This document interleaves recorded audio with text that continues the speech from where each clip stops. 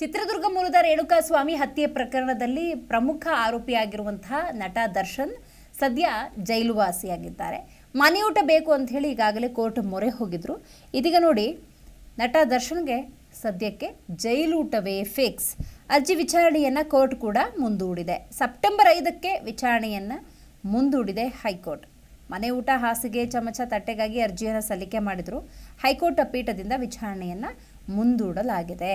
ನೋಡಿ, ಜೈಲು ಅಧಿಕಾರಿಗಳು ಕೊಟ್ಟಿರುವಂಥ ರಿಪೋರ್ಟನ್ನೇ ಪರಿಗಣಿಸಿ ದರ್ಶನ್ಗೆ ಮನೆ ಊಟ ನಿರಾಕರಿಸಿದೆ ಕಾರಾಗೃಹ ಇಲಾಖೆ ಡಿಜಿ ಮಾಲಿನಿ ಕೃಷ್ಣಮೂರ್ತಿ ಅವರು.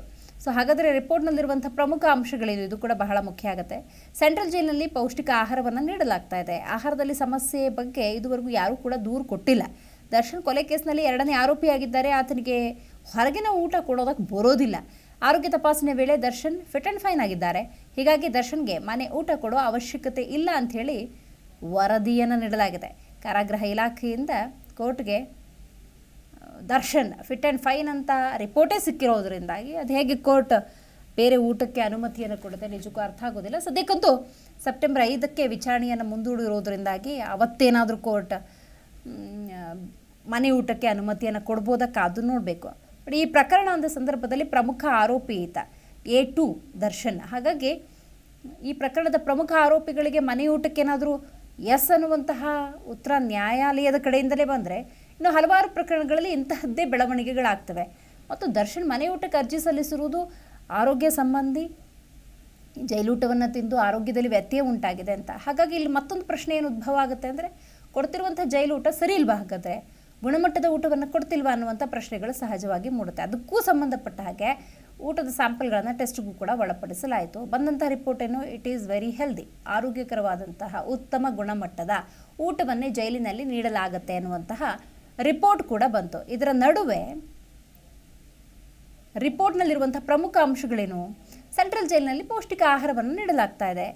ಆಹಾರದಲ್ಲಿ ಸಮಸ್ಯೆ ಇದೆ ಅಂತ ಹೇಳಿದವರೆಗೂ ಯಾರೂ ಕೂಡ ದೂರನ್ನು ಉಲ್ಲೇಖ ಮಾಡಿಲ್ಲ, ದೂರು ಕೊಟ್ಟಿಲ್ಲ. ಅಂದಮೇಲೆ ಕೊಡ್ತಿರುವಂಥ ಜೈಲೂಟ ಸರಿಯಾಗಿದೆ, ಗುಣಮಟ್ಟದ್ದಾಗಿದೆ. ಹಾಗಾಗಿ ಅದನ್ನೇ ದರ್ಶನ್ ಸ್ವೀಕರಿಸಿದರೆ ಬಹಳ ಉತ್ತಮ ಅನ್ನುವಂಥ ಅಭಿಪ್ರಾಯ.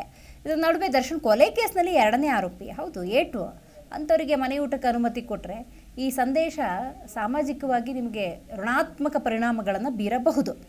ದರ್ಶನ ಆರೋಗ್ಯ ತಪಾಸಣೆಯ ವೇಳೆ ಏನು ಬಂದಿದೆ report, that is also very very important, ಬಹಳ ಮುಖ್ಯವಾದಂಥ ವಿಚಾರ. ಫಿಟ್ ಆ್ಯಂಡ್ ಫೈನ್ ಆಗಿದ್ದಾರೆ, ಇನ್ಯಾಕೆ ಮನೆ ಊಟ ಅನ್ನುವಂತಹ ವಿಚಾರವನ್ನು ಮಂಡಿಸಲಾಗಿದೆ.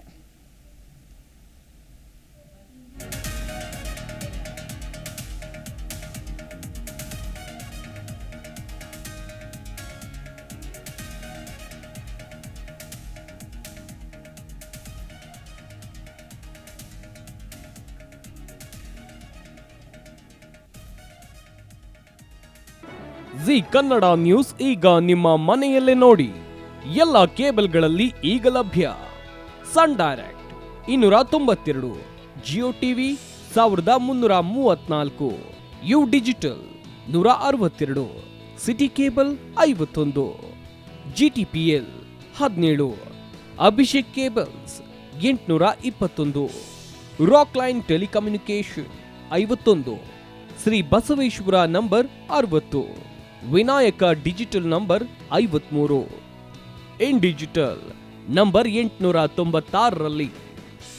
ನಿಮ್ಮಿಷ್ಟದ ಜಿ ಕನ್ನಡ ನ್ಯೂಸ್ ನೋಡಿ ಆನಂದಿಸಿ.